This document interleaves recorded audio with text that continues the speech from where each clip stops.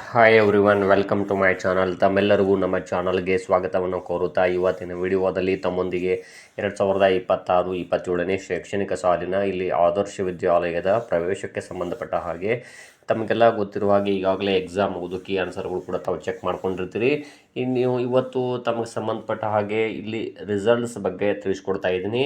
ಅಂದರೆ ಇವತ್ತು ರಿಸಲ್ಟ್ಸ್ ಬಿಡುಗಡೆ ಆಗಿರುತ್ತದೆ. 2026ನೇ ಶೈಕ್ಷಣಿಕ ಸಾಲಿನ ವಿದ್ಯಾರ್ಥಿಗಳು ಈಗಾಗಲೇ ಎಕ್ಸಾಮ್ ಬರೆದಿದ್ದು, ಹಾಗಾದರೆ ಇಲ್ಲಿ ತಮ್ಮ ಮಗ ಅಥವಾ ಮಗಳು ಆದರ್ಶ ವಿದ್ಯಾಲಯದ ಪ್ರವೇಶ ಪರೀಕ್ಷೆಯನ್ನು ಬರೆದಿದ್ದಲ್ಲಿ ಅದರ ರಿಸಲ್ಟ್ಸನ್ನು ನೋಡುವುದು ಹೇಗೆ, ಪಡೆದುಕೊಂಡ ಅಂಕಗಳೆಷ್ಟು ಎನ್ನುವುದನ್ನು ನೋಡುವುದು ಹೇಗೆ ಅನ್ನೋದನ್ನು ತಮ್ಮೊಂದಿಗೆ ಶೇರ್ ಮಾಡ್ಕೊಳ್ತಾ ಇದ್ದೀನಿ.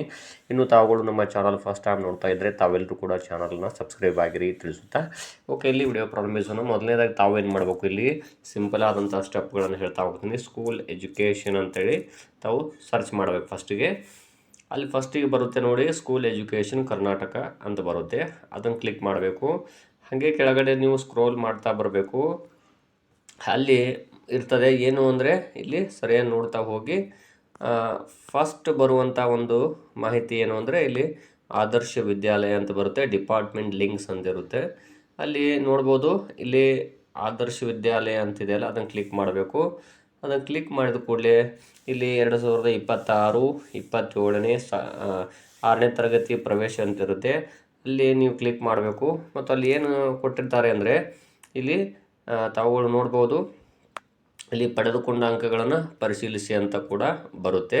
ಅಂದರೆ 2026-27ನೇ ಶೈಕ್ಷಣಿಕ ಸಾಲಿನ ಆದರ್ಶ ವಿದ್ಯಾಲಯದ 6ನೇ ತರಗತಿ ಪ್ರವೇಶ ಪರೀಕ್ಷೆಯಲ್ಲಿ ಪಡೆದ ಅಂಕಗಳನ್ನು ಇಲ್ಲಿ ವೆಬ್ಸೈಟ್ನಲ್ಲಿ ಪ್ರಕಟಿಸಲಾಗಿದೆ.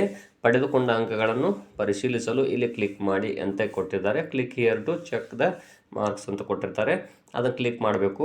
ಅಲ್ಲಿ ನೆಕ್ಸ್ಟ್ ಏನು ಮಾಡಬೇಕು, ರಿಜಿಸ್ಟರ್ ನಂಬರ್ ಅಂದರೆ ಇಲ್ಲಿ ಎಕ್ಸಾಮ್ ಹಾಲ್ ಟಿಕೆಟ್ ನಂಬರ್ ಅಥವಾ SATS ನಂಬರನ್ನು ಹಾಕಿ ಅಲ್ಲಿ ಸೆಕ್ಯೂರಿಟಿ ಕೋಡನ್ನು ಹಾಕಿ ತಾವಿಲ್ಲಿ ಸಬ್ಮಿಟ್ ಕೊಟ್ಟರೆ ಇಲ್ಲಿ ಏನು ಬರುತ್ತೆ ಅಂದರೆ ಮಾಹಿತಿ, ನಿಮ್ಮ ಮಗ ಅಥವಾ ಮಗಳು ಇಷ್ಟು ಕೊಟ್ಟಿದ್ದಾರೆ ನೋಡ್ರಿ, ವಿದ್ಯಾರ್ಥಿಯು 2026-27ನೇ ಶೈಕ್ಷಣಿಕ ಸಾಲಿನ ಆದರ್ಶ ವಿದ್ಯಾಲಯ ಆಯ್ಕೆ ಪರೀಕ್ಷೆಯಲ್ಲಿ ಪಡೆದುಕೊಂಡ ಅಂಕಗಳು ಇಷ್ಟು.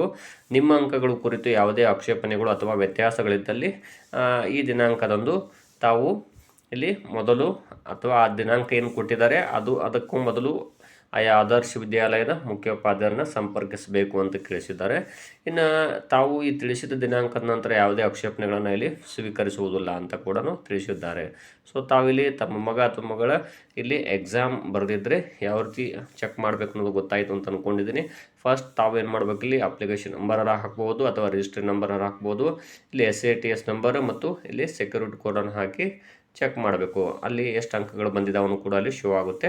ಇಷ್ಟು ಅಂಕಗಳು ಪಡೆದಿದ್ದೀರಿ ಅಂತ ಕೂಡ ಇಲ್ಲಿ ಹೆಸರು ಸಹಿತ ಬರುತ್ತೆ. ಅದು ನೆಕ್ಸ್ಟ್ ಏನು ಮಾಡಬೇಕು, ತಾವು ಏನಾದರೂ ಮಾರ್ಕ್ಸ್ಗಳು ಕಡಿಮೆ ಬಂದಿದ್ದರೆ ಇಲ್ಲಿ ಕೀ ಆನ್ಸರ್ಗಳ ಪ್ರಕಾರ ಇಲ್ಲಿ ಸರಿಯಾದ ಅಂಕಗಳು ಬಂದಿಲ್ಲ ಅಂದರೆ ತಾವಿಲ್ಲಿ ಆಕ್ಷೇಪಣೆಗಳನ್ನು ಸಲ್ಲಿಸಬಹುದು. ಮತ್ತು ಅಲ್ಲಿ ಆಕ್ಷೇಪಣೆಗಳನ್ನು ಸಲ್ಲಿಸಲಿಕ್ಕೆ ಸೂಕ್ತ ದಾಖಲೆಗಳ ಸಹಿತವಾಗಿ ತಾವು ಆದರ್ಶ ವಿದ್ಯಾಲಯದ ಮುಖ್ಯೋಪಾಧ್ಯಾಯರನ್ನು ಸಂಪರ್ಕಿಸಬೇಕು. ಧನ್ಯವಾದಗಳು.